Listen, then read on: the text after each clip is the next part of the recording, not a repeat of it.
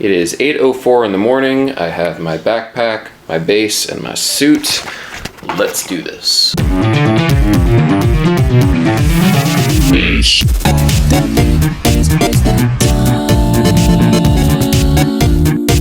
An event band, also known as a GB band or agency band, is one that plays weddings, corporate events, and other high-profile events. These gigs will pay a lot more than your typical club and bar dates, but they require a very specific set of skills from the musicians who play them, including stylistic diversity, which means the ability to authentically play everything from top 40 to salsa to bebop to country, professionalism, which basically means just being on time and also having a very positive and productive attitude. And finally, and most importantly, a large repertoire. Reading music isn't necessary, but it can be really useful for when you're charting out songs and being able to play them and notate them accurately. This weekend, I did a gig with the Metropolitan Players, a high-profile band out of New York City that specializes in top 40, and I decided to film some of it just to let you guys know how these gigs go down and what goes into playing in one of these bands. A few days before the gig, I'll get a sheet that looks like this from the agency that has all of the pertinent details.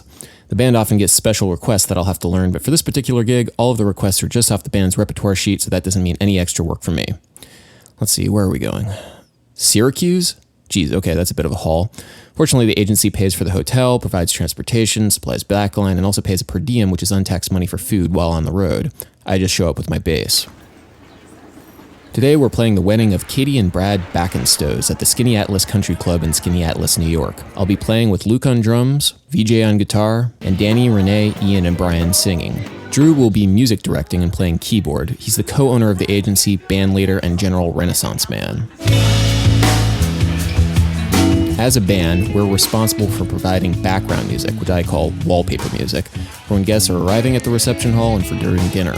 We'll also do bridal party entrances, but this wedding didn't call for an elaborate entrance, just the first dance, Ed Sheeran's Thinking Out Loud. And darling, I will be loving you till we're 17.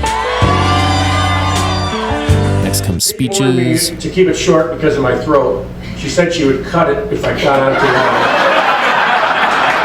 In a lifetime of wonderful days together.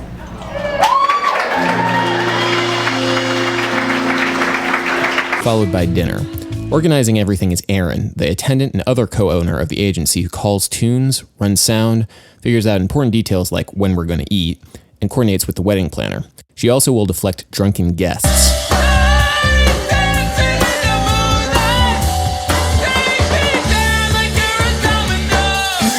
A service for which I am eternally grateful. As soon as the dance sets start, the band is expected to hit hard and to know whatever song from the list of 300 or so is being called next. This can be daunting with such a large body of songs, so most of the band are on iPads or other tablets, which makes life a lot easier for organizing charts and lyrics. Sometimes we won't get much rehearsal time for the special requests, so we'll play certain songs as close to the recording as possible for safety. For songs that we've performed a lot before, however, we have a lot of room to stretch and play a lot of notes.